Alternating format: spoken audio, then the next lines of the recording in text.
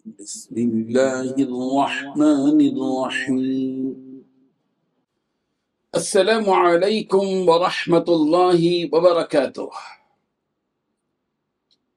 Sunday class, سبق number 39، lesson number 39۔ پیارے بچوں، مسلسل ہر اتوار تمہارے سامنے سنڈے کلاس کے نام سے، بلکہ اس عنوان سے ہم حاضر ہوا کر رہے ہیں۔ بنیادی دینی باتیں، عنوان رہے گا تمہیں اپنے ماں باپ کی عظیم اولاد بننا ہے۔ اور اس کے بعد 2 آیتیں اور 2 حدیثیں پیش ہوں گی۔ سیرت رسول رحمت صلی اللہ علیہ وسلم میں دادا عبد المطلب کی وفات پر بات ہوگی۔ اخلاق کے سلسلے میں عنوان ہوگا کسی کی باتیں چھپ کر سننا بد اخلاقی ہے۔ آداب میں رمضان مبارک کے کچھ آداب بیان کریں گے۔ مسائل میں کنویں کا بیان ہوگا۔ صبح و شام کی دعائیں پیش ہوں گی، اس کے بعد سوالات کا سلسلہ جاری رہے گا۔ پیارے بچوں، یقیناً آج تم بچے ہو، لیکن تمہیں ہمیشہ بچے بن کر ہی رہنا نہیں ہے، بلکہ تمہیں ایک دن بہت بڑا انسان بننا ہے۔ آج تمہارے سامنے جتنے بڑے اور مہان انسان نظر آ رہے ہیں، چاہے وہ کسی بھی میدان میں ہوں، وہ سب کے سب سے پہلے بچے ہی تھے۔ بچے ہمیشہ بچے ہی نہیں رہتے، وہ چند سالوں کے بعد بڑے بن جاتے ہیں۔ یہ بات ہمیشہ یاد رکھو کہ صرف عمر میں بڑے ہونا بڑے ہونے کی علامت اور دلیل نہیں ہے۔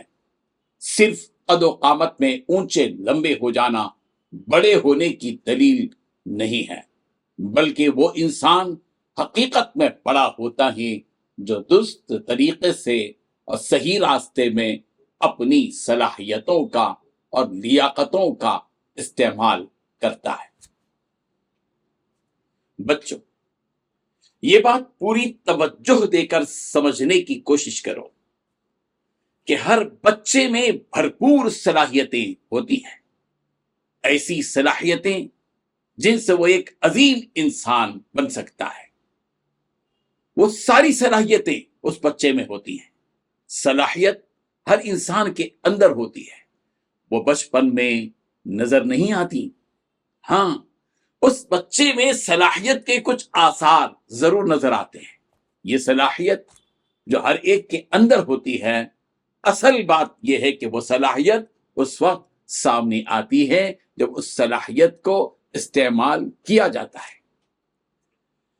پیارے بچوں، تمہارا یہ زمانہ ان صلاحیتوں کو سمجھنے کا ہے اور ان صلاحیتوں کے استعمال کرنے کا ہے، اور ان صلاحیتوں میں کمال پیدا کرنے کے لیے یہ بچپن کا زمانہ ہی ہے جو محنت اور کوشش کا زمانہ ہوتا ہے۔ بچوں، تمہیں اپنی صلاحیتوں کو پہچاننے کی ضرورت ہے۔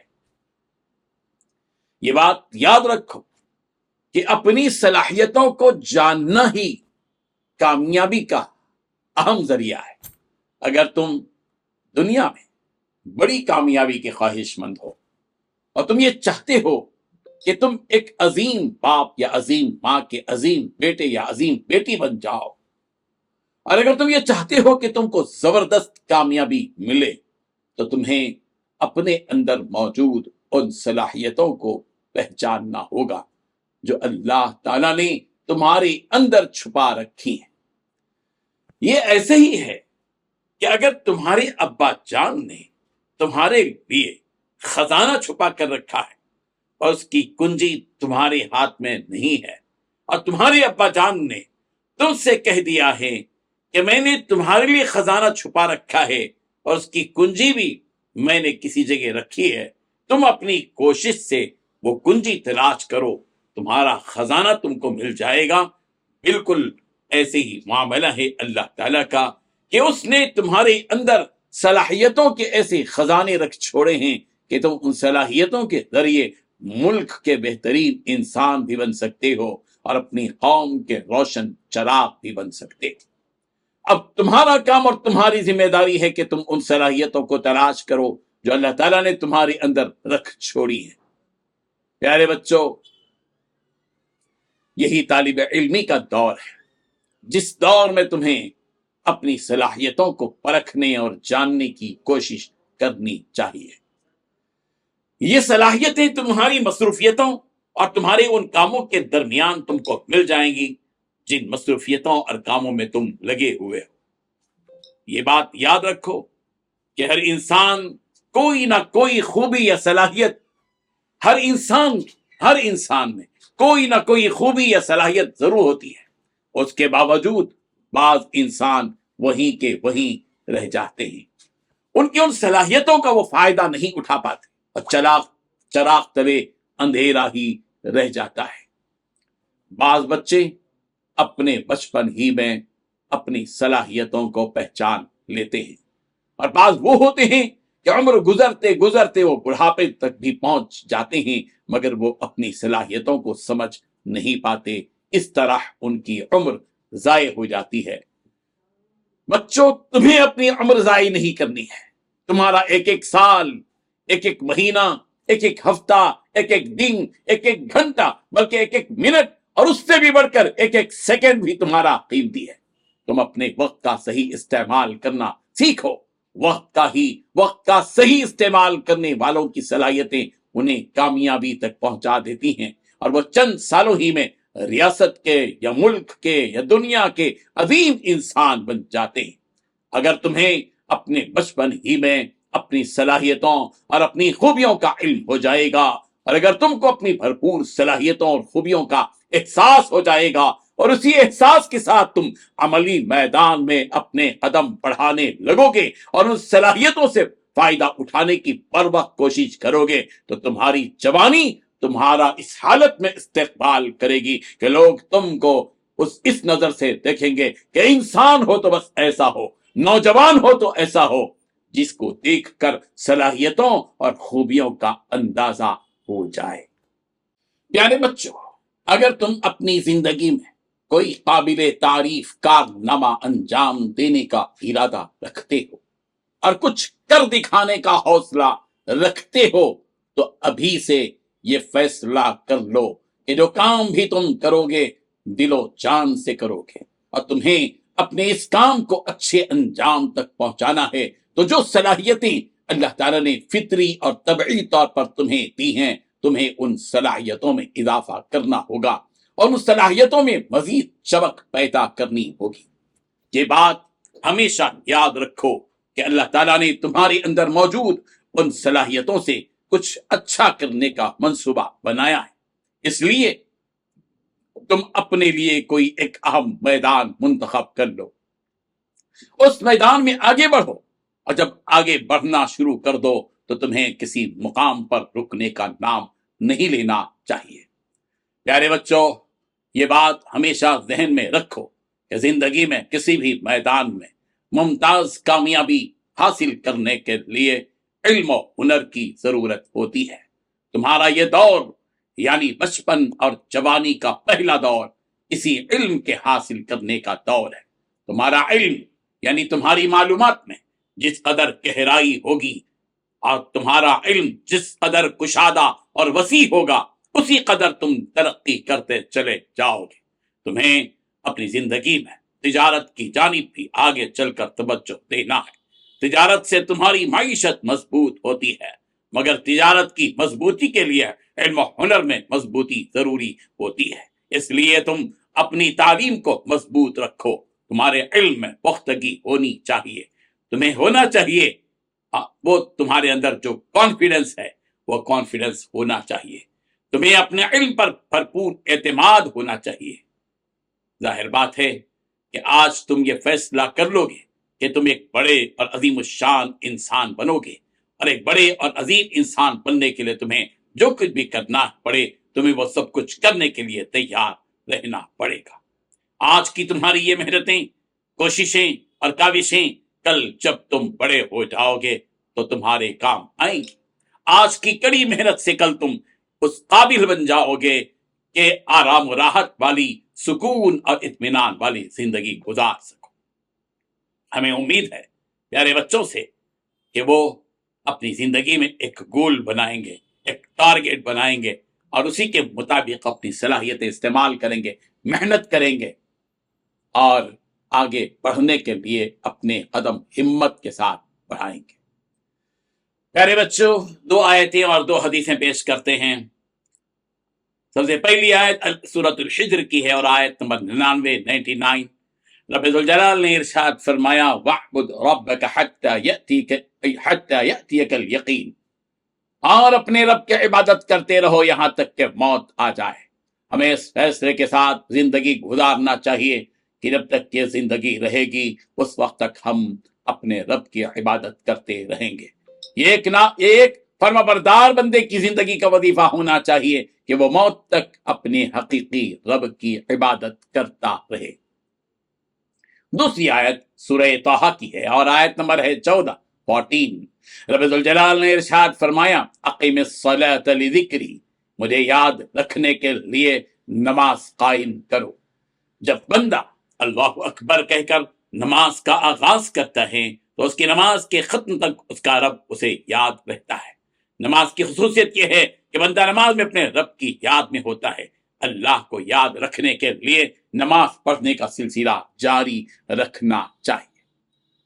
2 हदीसें पेश हैं। पहली हदीस, रसूल रहमत सल्लल्लाहु अलैहि वसल्लम ने इरशाद फरमाया, ला तअकुलू बिश्शिमाल फ़इन्न शैतान यअकुलु बिश्शिमाल, बाईं हाथ से मत खाओ इसलिए कि शैतान बाईं हाथ से खाता है। खाने पीने और दूसरे अच्छे कामों के लिए सीधा हाथ और सीधी जानिब का इस्तेमाल होना चाहिए। दूसरी हदीस मुस्लिम की रिवायत है। रसूल रहमत सल्लल्लाहु अलैहि वसल्लम ने इरशाद फरमाया, इक़राउल कुरआन फ़इन्नहु यअती यौमल क़ियामति शफ़ीअन लिअस्हाबी, कुरान पढ़ो इसलिए कि कुरान क़ियामत के दिन साहिब कुरान के लिए सिफारिश बनकर आता है। अगर हम अपनी जिंदगी में कुरान मजीद पढ़ेंगे तो हमारा कुरान मजीद का पढ़ना इस नतीजे तक हमें पहुंचाएगा कि कुरान मजीद हमारी सिफारिश करने वाला बनकर क़ियामत के दिन आएगा। रसूल रहमत सल्लल्लाहु अलैहि वसल्लम की सीरत रसूल रहमत सल्लल्लाहु अलैहि वसल्लम, दादा अब्दुल मुत्तलिब की वफात। जब अब्दुल मुत्तलिब का आखिरी वक्त आया तो अब्दुल मुत्तलिब को सिर्फ ये फिक्र थी कि इस यतीम बच्चे को किसके सुपुर्द करें। उम्मे ऐमन को बुलाया और फरमाया, मेरे उस बेटे की तरफ से कभी गफलत और बेपरवाही न बरतना, क्योंकि अहले किताब कहते हैं कि ये उस उम्मत का नबी है। चनांचे अपने होनहार और सबसे लायक बेटे अबू तालिब को बुलाया और रसूल रहमत सल्लल्लाहु अलैहि वसल्लम को उनके सुपुर्द किया। अब्दुल मुत्तलिब की वफात 82 वर्ष 82 ईयर्स की उम्र में हुई।